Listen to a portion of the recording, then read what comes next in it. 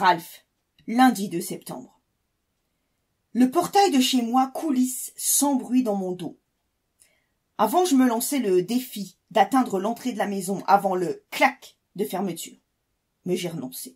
Le parc est tellement grand qu'à moins d'être sur une moto, je pourrais jamais y arriver. J'ouvre la porte d'entrée et une délicieuse odeur me chatouille les narines.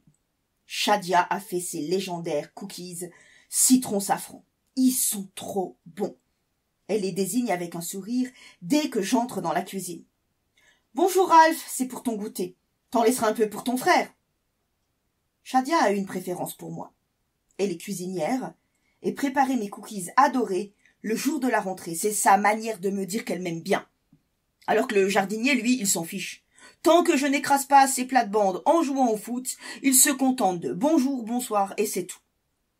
Johanna, la fille au père américaine, n'en fait pas tellement plus. Elle me trouve trop grand pour qu'on s'occupe de moi. Elle a raison, évidemment. Je balance mon sac par terre et hop, un cookie.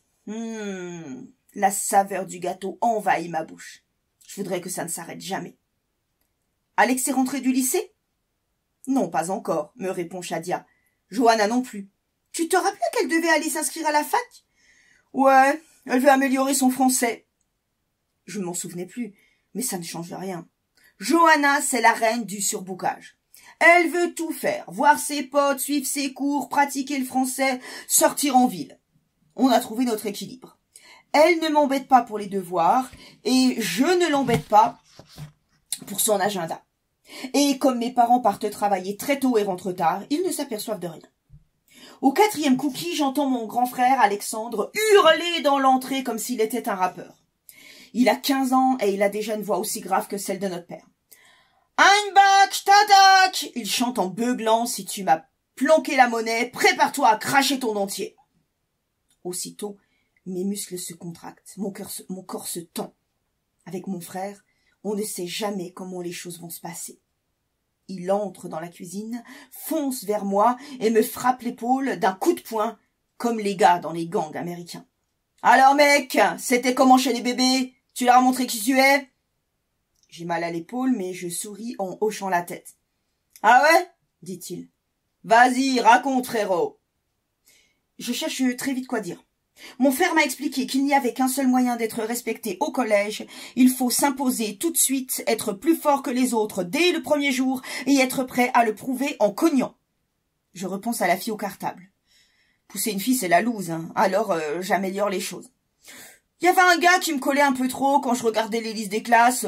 Je l'ai poussé direct. « C'est bien ça, » répond Alexandre. « Tu vas tous les fracasser. T'es mon frère, mec. » Il m'attrape le cou dans le creux de son bras plié, et une fois que j'ai la tête coincée, il me frotte très fort les cheveux. Je sais bien que c'est sa manière de me montrer qu'il est fier de moi, mais il me fait mal. Heureusement, il me lâche rapidement, et il emporte l'assiette de cookies dans sa chambre. Ouf! Shadia ouvre la porte du four et pose une nouvelle assiette de cookies devant moi. J'en avais mis de côté, au cas où. Elle est gentille, Shadia. Elle comprend les choses. Elle me fait un peu penser à Zélie. Avec Zélie, on était dans la même école primaire. On jouait ensemble avant d'atteindre l'âge où les gars doivent aller au foot et les filles dans l'autre coin de la récré. Je l'aime bien. C'est cool qu'on soit dans la même classe. Pas comme l'autre fille, celle du cartable. Celle-là, je la déteste. Je l'ai reconnue au premier coup d'œil. J'avais envie de la tuer tellement j'avais peur qu'elle raconte ce qu'elle a vu. Et de dire que ça va durer toute l'année. « Ralph !» C'est mon frère. Mon cœur se remet à battre très vite. Qu'est-ce qu'il a inventé encore? Je le trouve dans sa chambre, en train de fumer une cigarette, vautré sur son lit.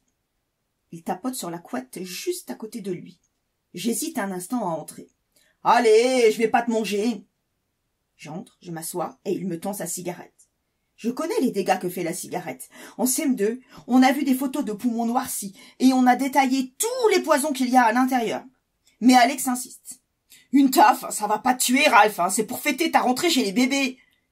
C'est plus facile de céder que de résister. Surtout que je sais qu'il ne me lâchera pas facilement. Alors, j'attrape la cigarette et j'aspire.